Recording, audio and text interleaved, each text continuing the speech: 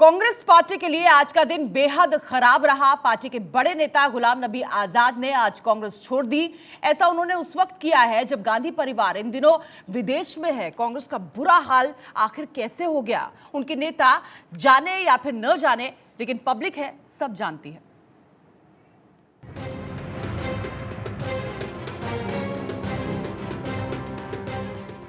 गुलाम नबी आजाद ने कांग्रेस छोड़ दी है। उन्होंने पार्टी के सभी पदों और सदस्यता से इस्तीफा दे दिया। पार्टी की अंतरिम अध्यक्ष सोनिया गांधी को भेजे इस्तीफे की चिट्ठी 5 पन्ने की है। इस्तीफे के इन पन्नों में 7 किरदार और 4 हालात हैं। सबसे सख्त बयान राहुल को लेकर है।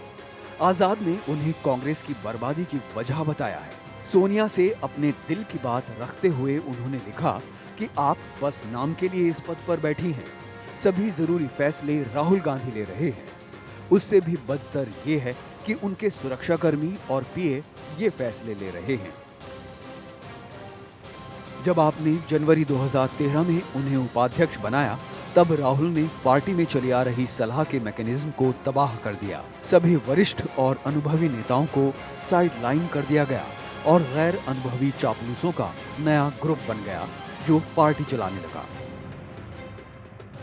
कांग्रेस की बर्बादी का सबसे ज्वलंत उदाहरण वो है जब राहुल गांधी ने सरकार के अध्यादेश को पूरे मीडिया के सामने टुकड़े टुकड़े कर डाला। कांग्रेस कोर ग्रुप ने ही ये अध्यादेश तैयार किया था। कैबिनेट और राष्ट्रपति ने इसे मंजूरी दी थी। इस बचकाना हरकत ने भारत के प्रधानमंत्री और राष्ट्रपति के औचित्य को खत्म कर दिया। किसी भी चीज से ज्यादा ये इकलौती हरकत 2014 में यूपीए सरकार की हार की बड़ी वजह बनी। हार के बाद राहुल गांधी ने झुंझलाहट में अध्यक्ष पद छोड़ दिया। उससे पहले उन्होंने कांग्रेस वर्किंग कमेटी में हर सीनियर नेता का अपमान किया जिसने पार्टी के लिए अपनी जिंदगी दी। तब आप अंतरिक्ष अध्यक्ष बनी। पिछले 3 साल से आप ये जिम्मेदारी संभाल रही हैं। आजाद साहब का जो मैंने स्टेटमेंट पढ़ा है, मेरे तो मित्र रहे वो, हम लोग 40 महीने साढ़े साथ में हैं, मुझे बहुत आघात लगा है। मैं शब्दों में व्यक्त नहीं कर सकता किन शब्दों में मैं उनके आज के पत्र को मैं किस रूप में कमेंट करूं, क्योंकि 42 साल के साथ हम लोगों का 42 साल के साथ मैं लगातार 4 दशक तक कांग्रेस वर्किंग कमेटी का सदस्य रहा। 35 साल तक मैं देश के हर राज्य और केंद्र शासित प्रदेश में पार्टी का जनरल सेक्रेटरी इंचार्ज भी रहा। मैं ये बताते हुए खुश हूँ कि जिन राज्यों में मैं इंचार्ज रहा उनमें से 90% में कांग्रेस को जीत मिली।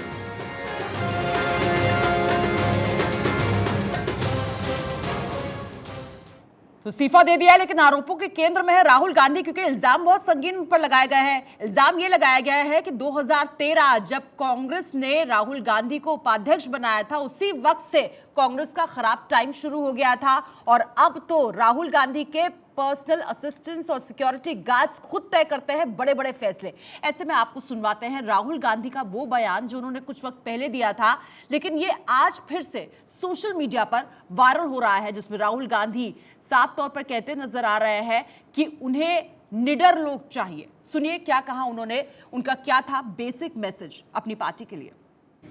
और बहुत सारे लोग हैं जो डर नहीं रहे कांग्रेस के बाहर है, वो सब हमारे हैं, उनको अंदर लाओ, और जो हमारे यहाँ डर रहे हैं उनको बाहर निकालो। चलो भैया जाओ, आरएसएस के हो जाओ, भागो, मजे लो, नहीं चाहिए, जरूरत नहीं है तुम्हारी, हमें निडर लोग चाहिए, ये हमारी आइडियोलॉजी।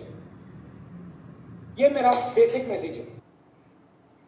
युवा जोश भी चाहिए, निडर लोग भी चाहिए, लेकिन वो उन लोगों का क्या जो वरिष्ठ चेहरे हैं, जिन्होंने पूरी उम्र बिता दी पार्टी के लिए काम करते हुए, उनका क्या? ये बड़ा सवाल बन गया है जिस तरह से आरोपों के घेरे में आ गए हैं राहुल गांधी। पूरा पैनल हमारे साथ मौजूद है। नेहा चौहान हमारे साथ कांग्रेस नेता है और साथ ही साथ हमारे साथ एडवोकेट सतपाल जैन बीजेपी नेता भी जुड़ गए हैं। वरिष्ठ पत्रकार बद्री नारायण भी मेरे साथ हैं। नेहा जी, पहला सवाल मेरा आप ही से है। जब कोई बड़ा नेता, बड़ा चेहरा पार्टी का, जो दशकों पार्टी के साथ रहा है, जब वो निकलता है तो एक टर्म हम इस्तेमाल करते हैं डिग्निफाइड एग्जिट, वो भी हो सकता था, लेकिन 5 पन्नों का जब पत्र भेजा जाता है और उसमें पूरी भड़ास निकाली जाती है, तो आप अंदाजा लगा सकते हैं कि पार्टी में उनका कद किस तरीके से घटाया गया होगा, लगातार उनका कैसे उनको टॉर्चर किया गया होगा कि उन्होंने ये बड़ा फैसला लिया और फिर इस तरह से अपनी भड़ास निकाली है। देखिए, बात टॉर्चर की तो यहाँ पर होनी ही नहीं चाहिए। 5 पन्नों का गुलाम नबी आजाद साहब ने एक लेटर लिखा और उस लेटर की शुरुआत ही उन्होंने इस बात से की कि उन्होंने पार्टी में कौन कौन से पद संभाले हैं, हमारे किन किन अध्यक्षों के अंदर उन्होंने काम किया है।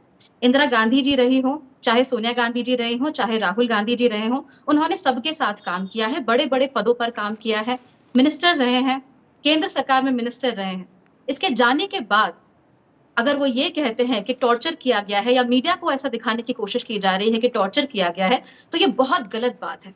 जो पार्टी पिछले 40-50 साल से आपके साथ थी, जिस पार्टी के साथ आप थे, आज अब वहां से जाना चाहते हैं तो कम से कम रिटायर होकर जाइए। 5 पन्नों का लेटर लिखकर आप आखिर दुनिया को बताना क्या चाहते हैं? आप ये बताना चाहते हैं कि वहां मेरी महत्ता नहीं थी इसीलिए मैं चला गया? क्या गुलाम नबी आजाद साहब यहाँ ये कहना चाहते हैं कि मुझे महत्व दो, जब तक मुझे महत्व नहीं दोगे तो मेरे लिए पार्टी कोई मायने नहीं रखती? ऐसे करके वो हमारी पार्टी का और हमारी पार्टी के लोगों का मनोबल तोड़ने की कोशिश कर रहे हैं। राहुल गांधी जी के पीछे पीछे 7 तारीख से हम लोग भारत जोड़ो यात्रा करेंगे और गुलाम नबी आजाद साहब को मैं ये बता देना चाहती हूँ कि लेकिन गुलाम नबी आजाद ने तो पत्र में लिखा सबसे पहले कांग्रेस जोड़ो यात्रा का इनको आगाज करना चाहिए। वो ये कह रहे थे कि लगातार अपमान होता रहा, कविता जी, उनके अनुभव की अनदेखी होती रही। जी, अगर वो ध्यान दे रहे होते तो उन्होंने ये भी देखा होता कि पिछले कुछ समय से कांग्रेस एक बहुत बड़ी मेंबरशिप ड्राइव चला रही थी, तो क्या वो कांग्रेस जोड़ो नहीं था? बहुत लंबे समय से हम लोगों से लगातार संपर्क करने की कोशिश कर रहे हैं, क्या ये कांग्रेस जोड़ो नहीं था? इस देश में जहां कहीं भी अत्याचार होते हैं, जहां कहीं भी समस्याएं होती हैं, वहां राहुल जी, प्रियंका जी खुद जाते हैं उन समस्याओं के खिलाफ। क्या आंतरिक लोकतंत्र है? बिल्कुल आंतरिक लोकतंत्र है। फैसले कौन लेता है? उन्होंने कहा कि अगर अध्यक्ष बना भी देंगे तो मुखौटा होगा, वो कठपुतली होगी। देखिए, यूपीए की सरकार थी, उस वक्त भी यही कहा जाता था कि रिमोट कंट्रोल से चलती है ये सरकार, 10 जनपद से चलती है। अब ये आके बोलेंगे, गुलाम नबी आजाद अगर आके बोलेंगे कि पार्टी के भीतर भी राहुल गांधी के पीए सिक्योरिटी गार्ड्स तक बड़े फैसले ले सकते हैं, लेकिन बड़े नेता जो है G3 उनका कोई अस्तित्व ही नहीं है। देखिए, ये सब बातें कहते हैं कि वो अपना ही कद छोटा करने की कोशिश कर रहे हैं। एक व्यक्ति जो इतने लंबे समय से यूनियन मिनिस्टर रहा हो, वो ये कहे कि राहुल गांधी जी का पीए अब यहाँ पर फैसले ले रहा है, ये कहकर वो राहुल गांधी जी का नहीं बल्कि अपना खुद का मजाक उड़ा रहे हैं। वो ये बताने की कोशिश कर रहे हैं कि उनकी असली समस्या राहुल गांधी है। उन्हें ये नई कांग्रेस, निडर कांग्रेस पसंद नहीं आ रही है। उन्हें वैसी कांग्रेस पसंद है कि वो कुछ भी करते रहें और हम उनके साथ हाथ से हाथ मिलाने की कोशिश करते रहे। लेकिन अब कांग्रेस ऐसी नहीं है। अब जो जाना चाहेगा जरूर जाएगा। और राहुल गांधी जी ने भी, प्रियंका गांधी जी ने भी बार बार ये बात कही है कि ये हाथ है, ये अभय है, इस अभय के साथ खड़े रह सकते हो। अगर निडर होकर खड़े रह सकते हो तो रहो, नहीं रह सकते हो तो बाहर का रास्ता साफ है। कई सारे युवा नेता हमारे पास है जो आ रहे हैं, जो अपनी बात कह रहे हैं, जो जनता से संवाद कर रहे हैं। आप और युवा चेहरों की बात कर रहे हैं। आपका युवा प्रवक्ता कल चला गया, जयवीर शेरगिल की मैं बात कर रही हूँ। आपने सुना उन्होंने क्या कहा? उन्होंने कहा 1 साल से मैं टाइम मांग रहा था, प्रियंका गांधी से टाइम मांगा, सोनिया गांधी से मांगा, राहुल गांधी से मांगा। 8 साल तक मैंने सेवा की है, मुझे पार्टी से कुछ नहीं मिला, लेकिन सम्मान के नाम पर सम्मान से समझौता नहीं करूंगा। आपके साथ डिबेट में यहाँ पर मौजूद है वो भी एक युवा प्रवक्ता है। मैं भी राहुल गांधी जी से कभी नहीं मिली, लेकिन राहुल गांधी जी के प्रति और कांग्रेस पार्टी के प्रति मेरी निष्ठा है। चाहे मैं राहुल गांधी जी से मिल पाऊं, चाहे ना मिल पाऊं, मैं अपना काम कांग्रेस पार्टी के लिए और इस देश के लिए करती रहूंगी।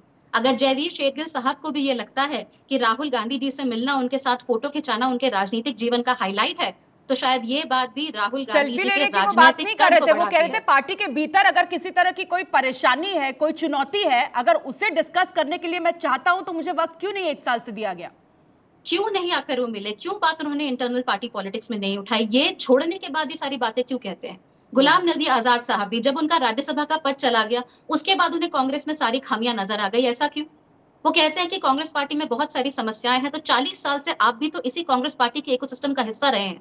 अगर समस्याएं हैं तो आप भी उस समस्या का एक हिस्सा हैं। जयवीर शेरगिल साहब से मैं कहना चाहूंगी कि अगर आपको समय नहीं मिल पा रहा था राहुल जी से मिलने का, तो कोशिश करते रहते, कोशिश करते सतपाल रहने जी, चाहिए सतपाल थे, जी, राहुल बहुत गांधी वक्त जी से मैंने मिलने की नेहा कोशिश करते रहेंगे। मैंने नेहा जी को बहुत वक्त दे दिया, क्योंकि आज हर कोई ये सुनना चाहता है कि आप पार्टी का स्टैंड क्या होगा। एक के बाद एक कद्दावर चेहरे पार्टी छोड़कर जा रहे हैं, आपको लग रहा है आपदा में अवसर ये बीजेपी के लिए? आप तो कह ही रहे थे, आप लगातार यही बात कह रहे थे कि कांग्रेस को हमें गिराने की जरूरत नहीं है, राहुल गांधी अकेले काफी हैं। आप पत्र में भी वही संकेत। मैं कांग्रेस के प्रवक्ता से और कांग्रेस पार्टी से एक बेनती करना चाहता हूं कि आज कांग्रेस के लिए आत्मचिंतन करने का समय है।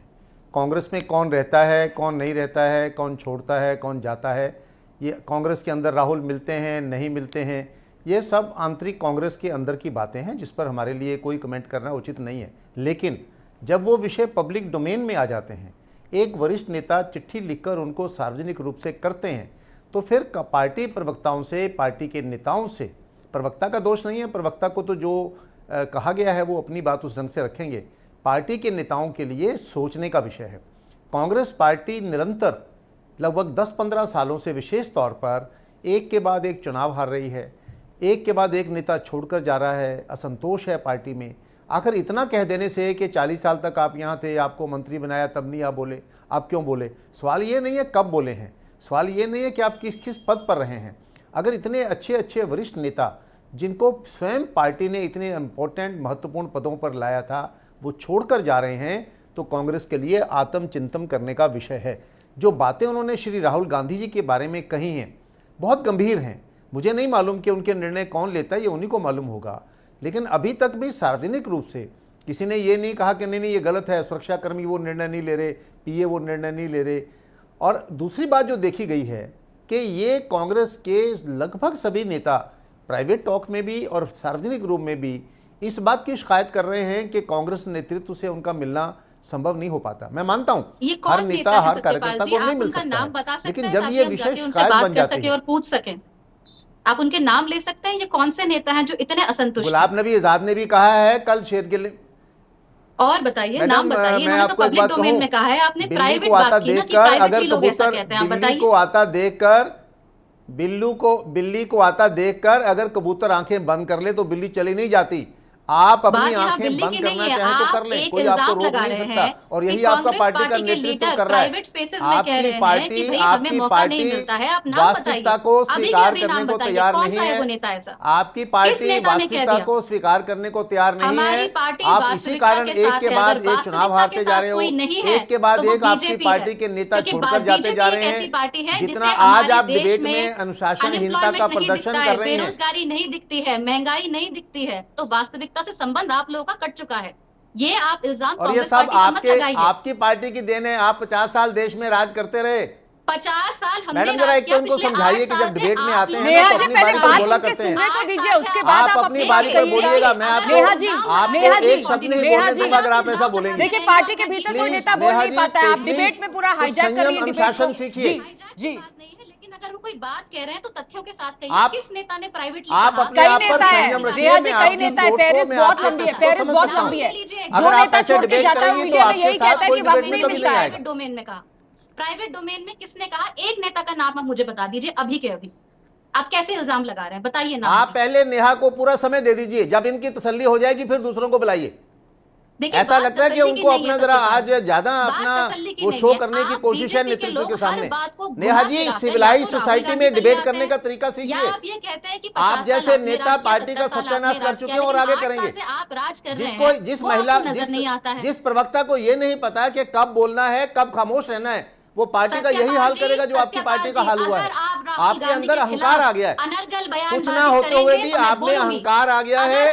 आपको लगता है जी, अनर्गल बयानबाजी के लिए बीजेपी की तरफ जाने की जरूरत नहीं है। जो पार्टी छोड़ के जा रहा है, वो जो मीडिया के सामने कह रहा है, उसके आधार पर आपसे सवाल पूछे जा रहे हैं। आप सवालों से बच नहीं सकते हैं। मैं सारे सवालों के जवाब दे रही हूँ, लेकिन अगर आप क्लेम कर रहे हैं किसी नेता ने बोला कि प्राइवेटली, चलिए उस बात को छोड़ दीजिए। शायद आपके पास जवाब नहीं है, इसलिए आप डाइवर्ट कर रही हैं। आप विषय से डाइवर्ट हो रही हैं और देश को डाइवर्ट कर रही हैं। नेहा जी, मुझे पूरा विश्वास है आज राहुल गांधी और सोनिया गांधी आपसे बड़े खुश होंगे कि आपने कुछ ना होते हुए भी लगातार किसी और को बोलने नहीं दिया और आप अपनी बात कहती रही। यही आपकी पार्टी की लीडरशिप कर रही है। आपका पार्टी का लीडरशिप भी अपनी बात कहता जा रहा है, दूसरों की नहीं मुझे सुन रहा। आवाज डाउन करनी दूसरों की पड़ेगी नहीं नेहा समझ जी, रहा। अगर आप तभी आपकी पार्टी का ये हाल हुआ है जी। आप अगर आप दूसरों को बोलने नहीं देंगे तो फिर मेरे पास विकल्प नहीं बचता है। बोलिए बोलिए सतपाल जी, अपनी बात पूरी करें। देखिए, मैं उनसे इतना निवेदन करना चाहता हूं, मैं इतना ही कहना चाहता हूं कि हर पार्टी के अंदर अपने अपना काम करने का तरीका होता है, कोई दूसरी पार्टी किसी को डिक्टेट नहीं कर सकती। लेकिन कांग्रेस के अंदर से जो बिखराव के समाचार आने शुरू हो गए हैं, जो असंतोष की भावनाएं आनी शुरू हो गई हैं, जो क्रॉस वोट अभी राष्ट्रपति चुनाव में, उपराष्ट्रपति चुनाव में आपने देखा, क्रॉस वोट की भी कांग्रेस से भारी संख्या में हुई है। यह आत्मचिंतन का विषय है कांग्रेस पार्टी के लिए। क्या उसके लिए दोषी कांग्रेस पार्टी है? क्या श्रीमती सोनिया गांधी या श्री राहुल गांधी हैं, या उनकी कार्यप्रणाली है? ये निर्णय करना उनका काम है। परंतु दो तथ्य आज सामने हैं। नंबर एक, कांग्रेस पार्टी बिखराव की ओर तेजी से बढ़ रही है, कांग्रेस के अंदर से असंतोष के स्वर उभरते जा रहे हैं। और तीसरा, चुनावी राजनीति में चाहे उत्तर प्रदेश, पंजाब, कहीं आप देख लीजिए, कांग्रेस पार्टी शायद इन्हीं कारणों से निरंतर चुनाव हारती जा रही है। आज उनको आत्मचिंतन करने का विषय है। बिल्कुल। बद्री नारायण जी, वरिष्ठ पत्रकार बद्री नारायण जी भी हमारे साथ मौजूद है। बद्री नारायण जी, 2024 में अगर इसी तरीके से कुनबा अपना जोड़ने में नाकामयाब साबित हो रही है कांग्रेस पार्टी, तो 2024 में किस तरह का ये विकल्प होगा देश के लिए? किस तरह की चुनौती होगी ये बीजेपी के लिए?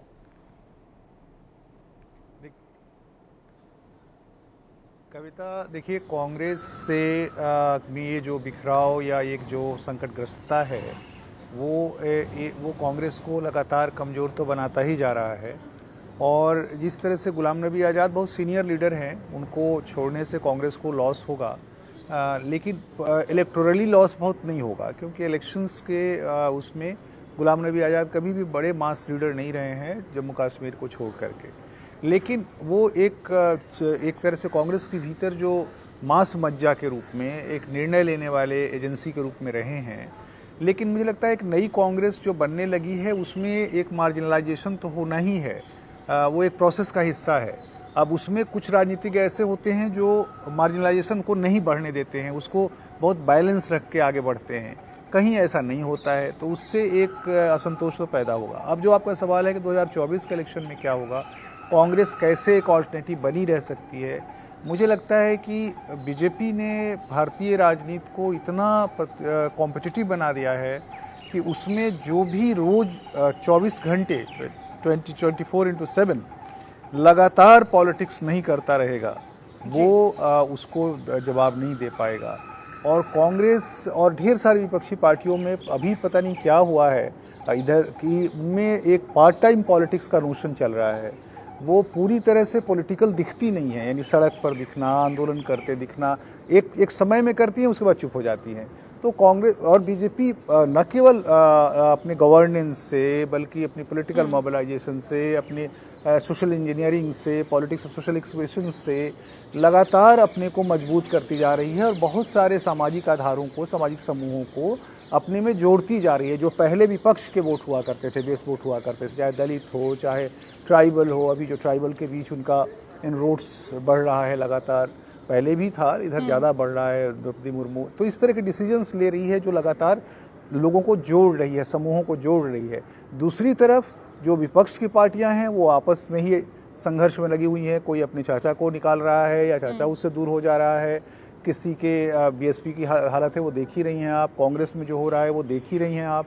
तो दूसरे लगातार एक्सक्लूड कर रहे हैं और बीजेपी लगातार इंक्लूड कर रही है। इसमें कोई वैल्यू जजमेंट की बात नहीं है और कोई पक्ष और विपक्ष की बात नहीं है, एक प्रोसेस है। उस प्रोसेस में एक पार्टी इतनी बड़ी मजबूत एक पॉलिटिकल रिस्पांस के रूप में उभरी है कि उसका जवाब देने के लिए कांग्रेस को बहुत अपने को रिजुविनेट, बहुत आत्मशक्ति का जागरण, बहुत इंक्लूसिव, बहुत एक नए तरह से अपने को, अब नया शब्द का भी कोई मतलब नहीं रह गया कांग्रेस का, क्योंकि 2007 के और उससे भी पहले से राहुल गांधी लगातार इस शब्द का इस्तेमाल करते ही रहे हैं और कोशिश भी किया है उन्होंने एक बनाने के लिए नई पार्टी। लेकिन अब उस पार्टी की दशा और दिशा जो अभी भी बहुत, मुझे नहीं लगता है कि 2024 के लिए अभी उसको एक मजबूत आधार दे पाएगी। एक ये ठीक है कि कांग्रेस और विपक्षी दलों से ज़्यादा शक्तिवान ढंग से प्रतिरोध कर रही है, लेकिन वहाँ भी जो बिल्कुल 24 राष्ट्रीय आवर्स राजनीति में हर अपने क्षण अस्तित्व के लिए politics लड़ाई की लड़ जो रही है एक, कांग्रेस पार्टी, public लेकिन politics भीतर अगर इस तरह का माहौल है तो फिर आने वाले वक्त में हम इससे क्या उम्मीद करें, ये बड़ा सवाल है। अब आपको जल्दी से दिखाते हैं कांग्रेस के वो बड़े चेहरे जो एक के बाद एक कांग्रेस पार्टी से छिटक कर अलग हो गए, उन्होंने किनारा कर लिया। ये सब खुद को पार्टी में साइडलाइन किए जाने से बेहद नाराज नजर आ रहे थे। एक वक्त में इनमें आपको बता दें ज्यादातर ऐसे नेता थे जो गांधी परिवार के बेहद करीबी माने जाते थे, और उसके बाद देखिए पार्टी में अपनी उपेक्षा से नाराज ये सभी नेता अब दूसरी पार्टियों में शामिल हो गए। ज्यादातर ने बीजेपी को अपना नया ठिकाना बना लिया है, चाहे मैं ज्योतिरादित्य सिंधिया की बात करूं, जितिन प्रसाद की बात करूं, हेमंता बिस्वा शर्मा की बात करूं, अमरिंदर सिंह, कपिल सिब्बल, आरपीएन सिंह, इतने बड़े कद्दावर चेहरे कांग्रेस से छिटक कर अलग हो जाते हैं। लेकिन नेहा जी, राहुल गांधी को कोई जरूरत महसूस नहीं होती है अपना कुनबा बचाए रखने की? देखिए, मैं आपको एक बात बहुत सीधे शब्दों में बताती हूँ। इस समय आप कांग्रेस के अंदर जो नोट कर रहे हैं, जो आपको लग रहा है कि ये अंतर्कलह चल रही है, दरअसल एक ट्रांसफॉर्मेशन पीरियड हो रहा है। इस ट्रांसफॉर्मेशन पीरियड में एक नई कांग्रेस जन्म ले रही है। इसमें ऐसे लोग हैं जिनकी उम्र 40 साल 50 साल से नीचे है, ऐसे लोग हैं जो पढ़े लिखे हैं, प्रोफेशन से आते हैं अलग अलग, ऐसे लोग हैं जो हिंदी में, इंग्लिश में और अपनी क्षेत्रीय भाषाओं में भी बात कर सकते हैं, ऐसे लोग हैं जो डरते नहीं हैं। राहुल गांधी जी, सोनिया गांधी जी, प्रियंका गांधी जी, पूरी सीडब्ल्यूसी जो हमारी कमेटी है, वो ऐसी ही एक कांग्रेस बनाना चाहती है जो डरे ना। आज जो हम युद्ध कर रहे हैं इस समय पर पॉलिटिकल भी है और सामाजिक भी है। इस युद्ध में हमें ऐसे लोगों की जरूरत जरूर रहेगी जो आइडियोलॉजिकली बहुत स्ट्रॉन्ग है। जब सत्ता में थी कांग्रेस पार्टी, उस समय पर आप आए, उस समय पर पूरा माल बटोर ले, उस समय पर आप जाके मिनिस्टर बन जाए, और उसके बाद जब लड़ने का समय आए तब आप 5 पन्नों का लेटर लिखकर चले जाएं। उसके बाद आप मीडिया के पास जाएं और ये कहना शुरू कर दें कि भैया हमें तो यहाँ पर नजरअंदाज किया गया। 40 साल पदों पर रहने के बाद मैं आपको बता रही हूँ, ये नई तरह की कांग्रेस है जो नई तरह के एक आइडियोलॉजी पर चलती है, नई तरह की सोच पर चलती है। हमारा काम करने का तरीका अलग है। हम लोग निडर हैं, हम लोग अपनी बात को दूसरों के सामने कहने से डरते नहीं हैं, हम लोग शांत होकर किनारे पर नहीं बैठ जाते हैं। ऐसी कांग्रेस जन्म ले रही है। और जाहिर सी बात है, जैसे बद्री नारायण सर ने भी कहा कि ऐसे समय पर जो लोग इस नई उभरती हुई कांग्रेस के साथ खुद का तालमेल बैठता हुआ नहीं देख सकते, अपनी जी हजूरी नहीं देख सकते, ऐसे लोगों को समस्या होगी। लेकिन वो तो कह रहे हैं कि चाटुकारों की जरूरत है, आप कह रही है फियरलेस लोगों की बात है, जरूरत है, निडर लोगों की जरूरत है, लेकिन इल्जाम लगातार यही लग रहे हैं कि चाटुकार लोगों की जरूरत है, जो चापलूसी करे उसे पद मिलता है और उसी को इंपॉर्टेंस मिलती है। हमारे साथ अक्कू श्रीवास्तव जी भी हैं। नहीं, इसका मैं एक बार एक जवाब दे दूं कविता जी आपको। बात चापलूसी की कहां से आ गई? कौन चापलूसी कर रहा है, कौन पद ले रहा है, बताइए। अगर वो इतने बड़े बड़े इल्जाम लगा रहे हैं तो नाम लेकर बता दीजिए ना कि इसने चापलूसी करी और इसको पद मिला। ऐसा कौन है इस समय पर जो केपेबल नहीं है? पवन खेड़ा जी हैं, जयराम रमेश जी हैं, सुप्रिया श्रीनेत जी हैं, क्या ये केपेबल नहीं है? क्या ये लोग चापलूसी कर आगे बढ़े हैं? जी देखिए, अब इन्होंने जो नाम लिए हैं उन नामों पर मैं व्यक्तिगत रूप से जाऊंगा तो फिर वो बड़ी दिक्कत होगी, और दिक्कत इसलिए होगी कि इनके ऊपर कई आरोप लगाए गए हैं और कई तरीके के आरोप हैं। जब ये सत्ता में थे, शासन में थे और कहाँ थे, तो ये बहुत सारे आरोप हम पत्रकार भी जानते हैं और जो सर्किल के, राजनीति के सर्किल के हैं, वो सब लोग जानते हैं। दरअसल दिक्कत कांग्रेस के साथ में ये है कि वो स्थिर मन के साथ में, स्थिरता के साथ में बहुत ये नहीं सोच पा रही है कि किस दिशा में उसको कब तक कितनी लंबी लड़ाई लड़नी है। और ये लंबी लड़ाई, अब आप इसका मैसेज इसी से जाता है कि आप एक तरफ तो बहुत बड़ी लड़ाई की तैयारी करने जा रहे हैं, आप भारत छोड़ो आंदोलन करने जा रहे हैं, कारण कुछ भी हो, लेकिन अगर आप पार्टी के 2 बड़े नेता इसी वजह से भी विदेश जा रहे हैं और 2, 4, 6, 10 दिन के लिए भी जा रहे हैं, तो वो लोगों का एक मनोबल कम करती है। ये बात दूसरी है कि अभी जो कांग्रेस के नए रूप, नए कुछ चेहरे सामने आए हैं, उन्होंने एक अपने अलग तरीके से कोशिश की है कि चीजों को सामने दिखे। आप जोड़ तो रहे हैं लोगों को, लेकिन क्या वो जुड़े रहेंगे, ये बड़ा सवाल है। क्योंकि जिस तरह से असंतुष्टों की पूरी फौज तैयार हो रही है कांग्रेस के भीतर, वो कहीं ना कहीं परेशानी का आने वाले वक्त में सबब बन सकती है। इस बीच बड़ी खबर आ रही है, मैं आपको रोकना चाहूंगी। जम्मू कश्मीर के उपराज्यपाल मनोज सिन्हा की अमित शाह के साथ एक बैठक हो रही है, वो बैठक लगातार जारी है। ये बड़ी खबर सामने आ रही है, वो बैठक कर रहे हैं अमित शाह के साथ, जम्मू कश्मीर मसले को लेकर कर रहे हैं ये बैठक। जम्मू कश्मीर के कुछ बीजेपी नेता भी बैठक में मौजूद हैं। अमित शाह के निवास पर ये बैठक जारी है। जम्मू कश्मीर में राजनीतिक घटनाक्रम को लेकर अमित शाह की ये बेहद महत्वपूर्ण बैठक चल रही है। उपराज्यपाल मनोज सिन्हा उनके साथ। गुलाम आजाद हो गए हैं, लेकिन कांग्रेस के लिए आगे का रास्ता कठिन नजर आ रहा है। इसी पर पब्लिक है सब जानती है। बहस का सुपरहिट शो आप देख रहे हैं। अब आगे बढ़ते हैं। अशोक गहलोत ने गुलाम नबी आजाद के जाने के बाद ये कहा है कि उन्हें ऐसे इस्तीफे नहीं देने चाहिए थे। उन्होंने कहा कि कांग्रेस उन्हें पहचान दी, 42 साल बिना पद के नहीं रखा। ऐसा नहीं कहा जा सकता है, बहुत कुछ दिया है और उसके बाद जिस तरीके से वो गए हैं, मैं दुखी हूं। आजाद साहब का जो मैंने स्टेटमेंट पढ़ा है, मेरे तो मित्र रहे वो, हम लोग 40 महीने साढ़े साथ में हैं, मुझे बहुत आघात लगा है। मैं शब्दों में व्यक्त नहीं कर सकता किन शब्दों में मैं उनके आज के पत्र को मैं किस रूप में कमेंट करूं, क्योंकि 42 साल के साथ हम लोगों का 42 साल के साथ, और उनको पार्टी ने मौका दिया। नेहा जी, आहत नजर आ रहे हैं अशोक गहलोत, जिस तरह से उन्होंने मीडिया के सामने अपनी बात रखी है, लेकिन ये नौबत क्यों आई? 19 महीने से वो नाराज चल रहे थे, उन्हें मनाया क्यों नहीं गया? क्या पार्टी को बिल्कुल उनकी जरूरत नहीं है अब?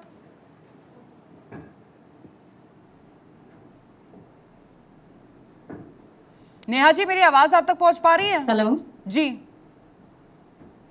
ये कॉल क्यों नहीं पा? चलिए हम बात करने की कोशिश करेंगे नेहा से। नेहा चौहान, प्रवक्ता कांग्रेस पार्टी। सतपाल जैन जी, नेता बीजेपी, लगातार हमारे साथ मौजूद है। सतपाल जी, जब इस तरह की तस्वीर सामने आती है तो हम देखते हैं कि बीजेपी के कई नेता हैं जो सामने से बढ़कर बोलते हैं कि अगर आपको पार्टी में सम्मान नहीं मिल रहा है तो आ जाइए, बीजेपी के लिए दरवाजे खुले हैं आपके लिए। क्या पार्टी ने वहां पर प्रस्ताव दिया था गुलाम नबी आजाद को भी कि वो आ जाए? देखिए, गुलाम नबी आज़ाद जी को भाजपा में आना है या नहीं आना है, अभी तो पार्टी बना रहे हैं, लेकिन शुरुआती वक्त में जाना है। जी, सबसे पहले ये निर्णय तो उन्हीं को करना है। पहले उनको निर्णय करना है कि उनको कहां जाना है। अगर वो निर्णय करते हैं कि मैं आना चाहता हूं तो उस पर पार्टी यथास्थिति विचार करेगी। पर मैं सिर्फ 2 बातें कहना चाहता हूं। पहली बात तो ये, अभी मुझे बड़ा अच्छा लगा सुन के जब ये कहा गया कि कांग्रेस पार्टी में ट्रांसफॉर्मेशन चल रही है और अब निडर लोगों को आगे लाया जा रहा है, युवा लोगों को आगे लाया जा रहा है। अब मुझे नहीं पता कि वो क्या कहना चाह रही हैं कि अभी तक जो आगे थे क्या वो डरपोक थे, वो निडर नहीं थे? जो अभी तक आगे थे क्या वो बुजुर्ग थे, नौजवान नहीं थे? देखिए, ये सब बातें केवल मन को समझाने वाली बात है। जो असली क्राइसिस है पार्टी के अंदर वो आंतरिक लोकतंत्र का है, आंतरिक विश्वास का है। नेतृत्व के प्रति आस्था लोगों की बन नहीं रही। नेतृत्व लगातार चुनाव हार रहा है, संगठन टूट रहा है और इस कारण से लोगों में पार्टी के अंदर असंतोष है। जहां तक जो गुलाम नबी आजाद जी ने बातें कही हैं, अगर आप 1969 में जब पहली बार कांग्रेस में स्प्लिट हुई थी, श्रीमती इंदिरा गांधी ने राष्ट्रपति चुनाव में कांग्रेस के ही नेतृत्व के खिलाफ रिवोल्ट करके ऑफिशियल कैंडिडेट को हराया था, तो लगभग यही बातें उन्होंने भी तब कही थी। उनकी उपेक्षा की जा रही है, ऐसे नेता हैं जो कैप्चर कर गए हैं, नए लोगों को मौका नहीं दे रहे। तो ये कांग्रेस का एक बहुत पुराना इतिहास है। कई बार टूटी, कई बार लोग गए, लेकिन जिस दयनीय स्थिति में कांग्रेस आज आ गई है वो उनके लिए भी, सबके लिए चिंता का विषय है। मैं समझता हूं, मैंने जो पहले कहा आत्मचिंतन का विषय है, वो अपने घर में बैठकर विचार करें। अगर सिर्फ इसीलिए बट परंतु लेकिन किंतु करते रहेंगे तो समाधान नहीं निकलेगा और लोग भी छोड़कर जाएंगे। आपस में बैठकर विचार करें और बैठकर निर्णय लें कि हमको क्या क्या कदम उठाने हैं। नेहा जी, क्या इस पर चिंतन शिविर लगाया जाएगा? क्योंकि मेरा आगे 5:40 पे कार्यक्रम है, मैं पूरा रह नहीं पाऊंगा। जी, तो फिर बात पूरी कर लें अपनी बात। मैं नेहा जी के पास आऊंगी, आप अपनी बात पूरी कर लें। जी हाँ, तो बस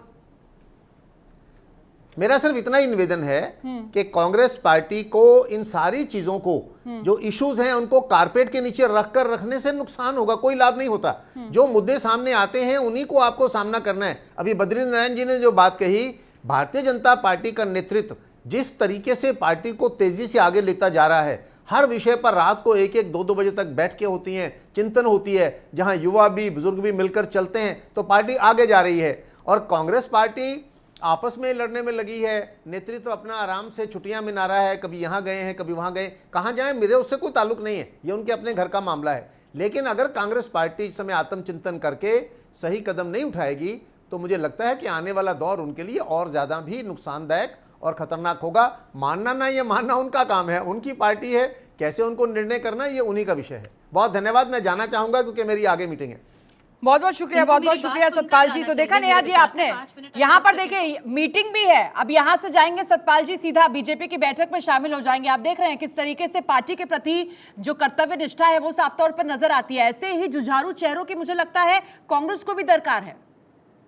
जी, मैं आपसे दरख्वास्त करूंगी, आप मुझे ट्विटर पर, फेसबुक पर और इंस्टाग्राम पर हर जगह फॉलो कीजिए और देखिए कि मैं पूरा दिन क्या करती हूँ, कितनी पार्टी की मीटिंग सिर्फ में मैं आपकी बात जाती नहीं हूँ, हो रही कहाँ है पर। नेहा एक जी, आपको मिनट, क्या आप लग मेरी रहा बात है सुनिए। अकेली आप ही पार्टी कविता जी, बात चलाएंगी? सुनिए। जी जी नहीं, जी नहीं, आप बात सुनिए। आप ऐसी बातें कह रही हैं, मैं एक प्रतिनिधि की तरह बैठी हूँ कांग्रेस पार्टी की, तो मेरी बात सुनिए। मैं उसी युवा कांग्रेस के लोगों में से एक हूँ जो एक नई कांग्रेस बना रहे हैं, तो मेरा क्या? आप श्रीनिवास जी का हैंडल देख लीजिए, युवा कांग्रेस के वो राष्ट्रीय अध्यक्ष है, उनका देख लीजिए। आप कृष्णा अल्लावरू का देख लीजिए।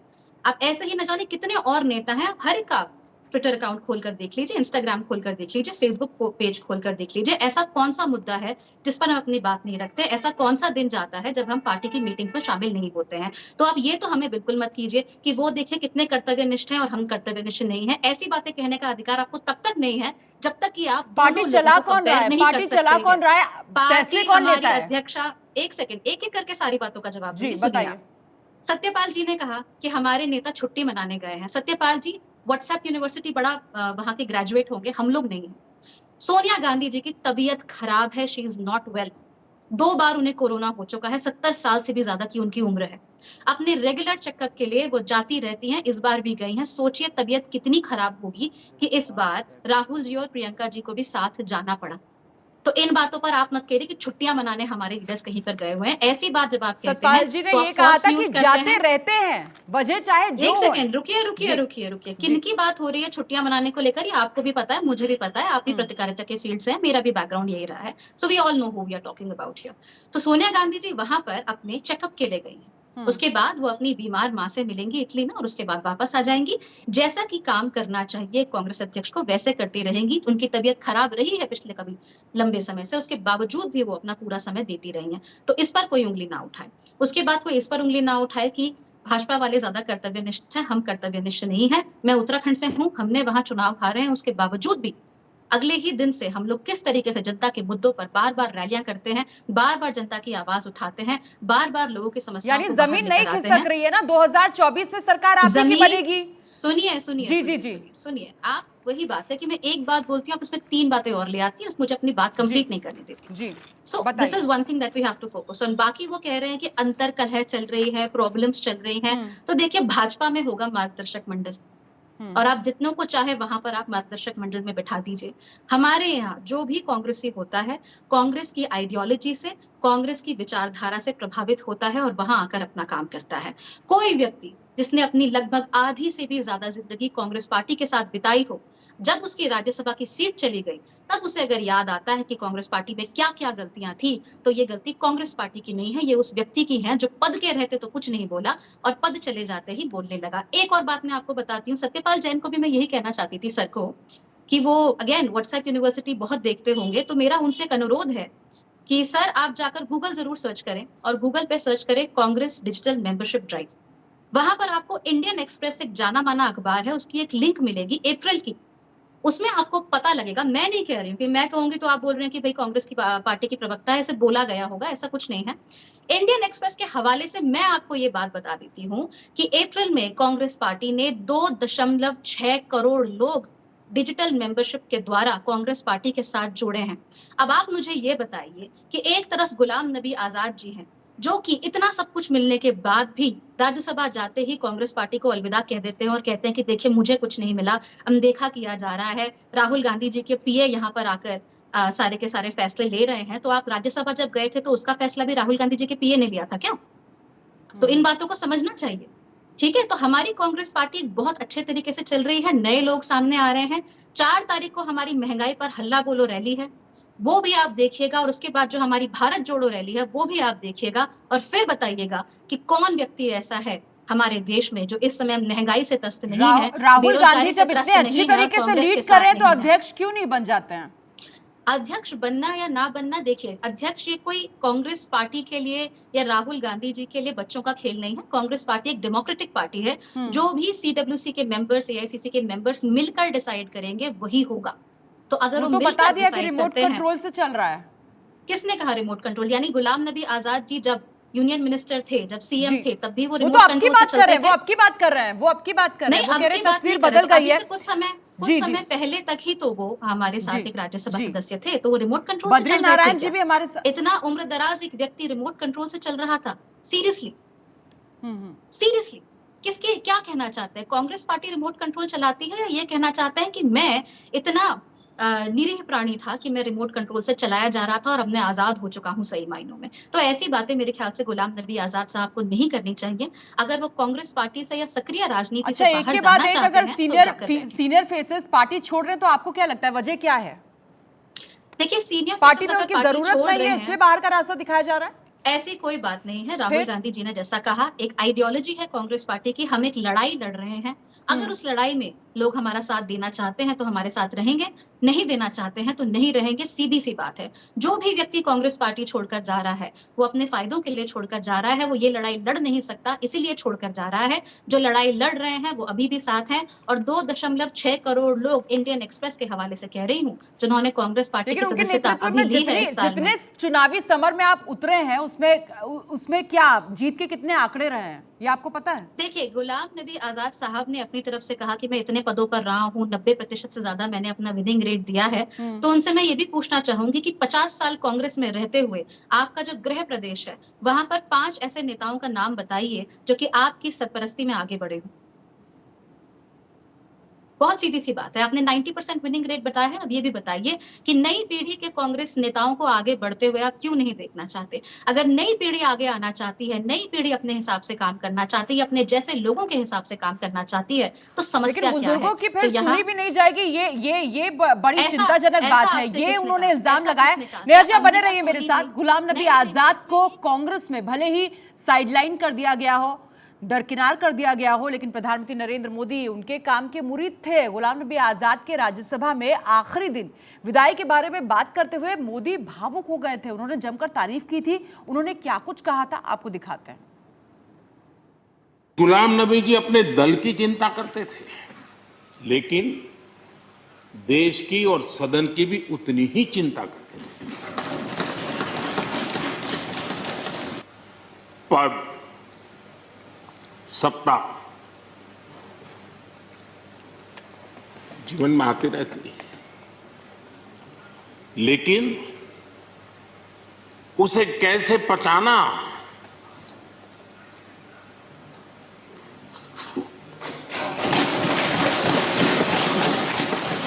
जो भी दायित्व जहां भी वो संभालेंगे, वे जरूर वैल्यू एडिशन करेंगे, कंट्रीब्यूशन करेंगे और देश उनसे लाभान्वित होगा, ये हमारा पक्का विश्वास है। बद्री नारायण जी, नरेंद्र मोदी भी भावुक हो गए थे सदन में, लेकिन जिस तरह से अब लग रहा है कि राहुल गांधी शायद उनके काम के मुरीद नहीं थे, इसलिए बाहर का रास्ता दिखा दिया गया।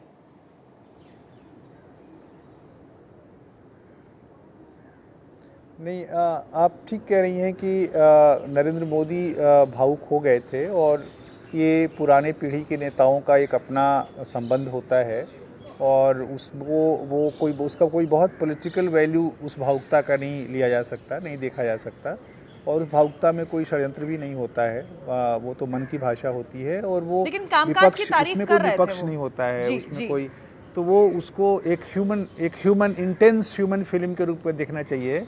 लेकिन उनका बाहर जाना या उनका छोड़ना वो एक कांग्रेस के भीतर की उथल पुथल को दर्शाता है।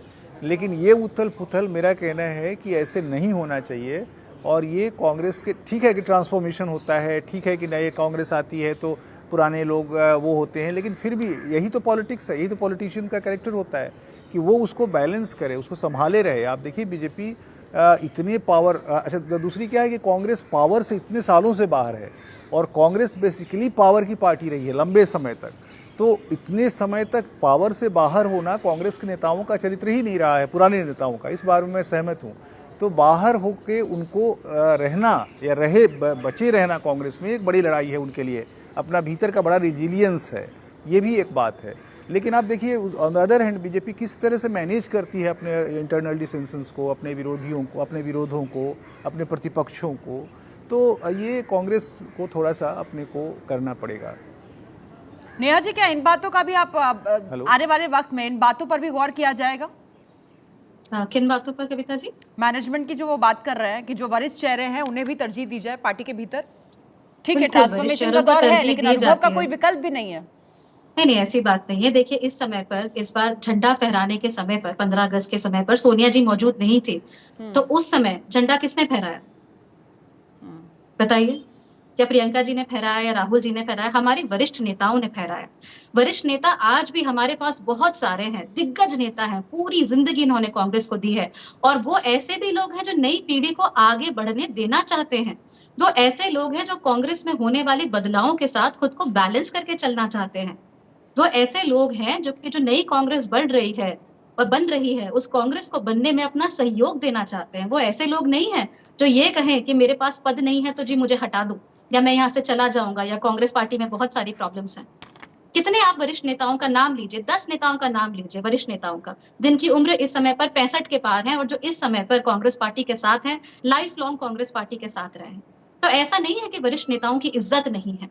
बात यह है कि जब नई कांग्रेस बनेगी तो बहुत सारे युवा आएंगे और बहुत सारे हमारे वरिष्ठ नेतागण ऐसे हैं कुछ जो हमें श्रीवास्तव से पहले सरपरस्ती युवा भी जोश देते की हैं, बात हमें हो आगे रही थी, बढ़ने का अब मौका भी निडर देते हैं। लोगों की दरकार है पार्टी को। कांग्रेस की हम बात कर रहे हैं, पहले युवा जोश की बात हो रही थी, अब निडर लोगों की दरकार है। और श्रीनिवास बी का मैं देख रही हूँ ट्विटर हैंडल, उन्होंने लिखा है, एक नारा दिया, जो निडर है, जिनके लब आजाद है, उनका कांग्रेस पार्टी में स्वागत है।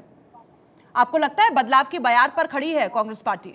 बदलाव का दौर? मुझे ये बात नहीं समझ में आती है, ये बदलाव की बयार क्या मतलब हर 20 साल, 10 साल, 5 साल पे आती है, या ये एक रेगुलर प्रक्रिया होती है? मेरा अनुभव या बाकी चीजें ये बताती हैं कि बदलाव की बयार जो है वो लगातार होती है। ये कोई एक टाइम फ्रेम में नहीं होती है कि साहब time frame Rahul Gandhi start, अब वो शुरू हो गया, या सोनिया गांधी स्टार्ट तब शुरू होगी। ये प्रोसेस है, लगातार चलने वाला प्रोसेस है, जो कि चलता रहता है और तभी चीजें बनती हैं। ये कहना कि साहब एक नई कांग्रेस हो, नई कांग्रेस हो, क्या इंदिरा गांधी जब आई थी, या 71 के बाद हुआ था, या इमरजेंसी के बाद जब वो हार करके और इमरजेंसी के बाद वो जीती थी, तो वो क्या था? वो नया बदलाव था? नहीं, वो लगातार प्रक्रिया चलने वाली थी। नए नेता, पुराने नेता, लड़ने वाले नेता, बुजुर्ग नेता तब भी थे, अब भी है। नया खून कितना आ रहा है कांग्रेस में, किस तरीके का आ रहा है, किस जज्बे के साथ में आ रहा है? क्या वो जो डिजिटल खून आ रहा है वो सड़क पे दौड़ रहा है? वो खून क्या सिर्फ बाहर की नसों में दिख रहा है, या अंदर भी फेफड़ों में जा रहा है? तो वो असली जरूरत है, वो फेफड़ों में वो खून जाना, उसको जो पूरे बदन को एक सफाई देना, और एक हमेशा चमत्कृत रूप रखना चेहरे का, ना कि एक पाउडर लगा करके रखने का। और ये पाउडर बाहर से जो लगाया जाता है वही खतरनाक होता है। मुझे लगता है ये जो एक नैरेटिव है यही गलत है, एक ये बातचीत का ढंग ही गलत है। नई कांग्रेस, नया खून, नई चीजें, ये चलता रहता है, ये एक लगातार का प्रोसेस है। और ये चाहे वो नरेंद्र मोदी, अब नरेंद्र मोदी का मोदी युग है ना, कोई युग नहीं है। वो एक ट्रांसफॉर्मेशन, अगर मान लीजिए सिर्फ एक अटल अडवाणी को हटा करके मोदी लाना है तो बात दूसरी। अब आप यहाँ तो राहुल गांधी को 17 साल से लाना, और 17 साल से आप ला रहे हैं, पिछले 10 साल से लगातार कोशिश हो रही है। राहुल अपने प्रयास करते हैं, उसमें कहीं कोई दो राय नहीं, लेकिन वो कंसिस्टेंसी में ना होने के कारण बाकी कांग्रेसी भी वो कंसिस्टेंसी नहीं दिखा पाते, या जहां पर वो जिस स्टेट में, जिस जिले में, जिस जगह पर सत्ता में नहीं होते हैं, वहां वो मुश्किल होती है। असली चीज है वो जो सत्ता का चरित्र है, सत्ता में ना रहने के कारण जो जो जो लड़ने की क्षमता होती है उसको बनाना है। और वो बनाने की प्रक्रिया पिछले 8 साल से बहुत सतत नहीं चल पाई है, इस वजह से दिक्कत आ रही है। वो जिस दिन ये दिक्कत हल हो जाएगी पार्टी की, लोगों की, तब शायद चीजें, उम्मीद है। और कांग्रेस, मैं खुद मानता हूँ, कांग्रेस का इस देश के लिए बना रहना, उसका आगे बढ़ना बहुत जरूरी है, देश के लोकतंत्र के लिए बहुत जरूरी है। इसलिए आप मतलब हम कांग्रेस को ये जरूर चाहिए होगा कि बहुत सोच समझ करके कदम उठाए, और नया पुराना ना करके बीच जो एक खून नया आए, उसकी मतलब ऐसा मैं बीमार कांग्रेस नहीं चाहता हूँ कि उसमें डायलिसिस हो, एक बाहर से खून आए, एक स्वस्थ खून आए, लगातार प्रोसेस से चलने वाला खून आए, तभी कांग्रेस का भला होगा और मेरे ख्याल से वो देश का भी भला तभी होगा। बिल्कुल नेहा जी, आप लगातार जिस तरह से आप इशारा दे रही थी, राजनीतिक महत्वाकांक्षा कुछ बुजुर्ग चेहरों की कहीं ना कहीं पार्टी में पर भारी पड़ती नजर आ रही थी और इसलिए उन्होंने पार्टी से किनारा कर दिया, ये संकेत आपकी तरफ से। लेकिन वरिष्ठ पत्रकार जो एनालिसिस कर रहे थे, जो उनका विश्लेषण था, वो इस ओर इशारा कर रहा था कि अब पार्टी को एकजुट होने की जरूरत है और कंसिस्टेंसी बरतनी बहुत जरूरी है। निरंतरता के साथ जब आप प्रयास करेंगे तो एक बड़ी चुनौती आप साबित हो सकते हैं बीजेपी के लिए। आप इत्तेफाक रखती हैं? श्रीवास्तव जी ने ये बात तो कही कि भाई डिजिटल खून आ रहा है। इस पर मैं एक बार सर आपको बता देना चाहती हूँ, हम ऐसे युग में जी रहे हैं जहां पर सत्ता के खिलाफ कुछ कह देने भर से आपको जेल हो जाती है। सोशल मीडिया जहां पर अगर आप कोई कार्टून डाल देते हैं, कोई मीम डाल देते हैं तो आपको जेल हो जाती है। लोगों के घरों पर बुलडोजर जाने किस किस बातों पर चलाए जाते हैं, कैसे कैसे इश्यूज पर, वो आप भी जानते हैं। ऐसे में अगर हमारा युवा आकर डिजिटली सोशल मीडिया पर अपनी बात रखता है तो वो बहुत हिम्मत का काम कर रहा है, उसको दरकिनार मत कीजिए। आज का युवा जो है वो सोशल मीडिया का बहुत इस्तेमाल करता है, अपनी बात को आगे रखने के लिए सोशल मीडिया का इस्तेमाल करता है, तो उसे आप डिजिटल खून मत कीजिए, कहिए उसे। क्योंकि अगर मन के अंदर हिम्मत नहीं होगी ना, तो सोशल मीडिया पर हर कोई नाचने गाने वाले वीडियोस ही पोस्ट करेगा। हमारी तरह लोग नहीं होंगे जो कहेंगे कि सरकार ने कुछ गलत किया है। हमारी तरह लोग ऐसे नहीं होंगे जो कहेंगे कि बिल्किस के अपराधियों को छोड़कर कुछ गलत हुआ है। तो आप ये डिजिटल जो ट्रांसफॉर्मेशन है उसके लिए आप गलत मत कहिए। दूसरी बात ये है कि आप कह रहे हैं कि जो चेंज है वो एक लगातार चलता हुआ प्रोसेस है। अनडाउटेडली ये लगातार चलता हुआ प्रोसेस है और यहाँ पर इस समय पर ये प्रोसेस हो रहा है। जब ये प्रोसेस जड़ों को मजबूत करने की जरूरत है, क्योंकि grand old party of India कहा जाता है कांग्रेस को, 125 साल पुरानी पार्टी, और इस तरह से अगर क्राइसिस उस पार्टी के भीतर नजर आ रहा है और आप सिर्फ ये कहेंगे कि नहीं हम सोशल मीडिया के दम पर चुनाव जीत सकते हैं, तो फिर ये बचकानी बात हो जाती है। बहुत बहुत शुक्रिया आप सभी का इस चर्चा में जुड़ने के लिए।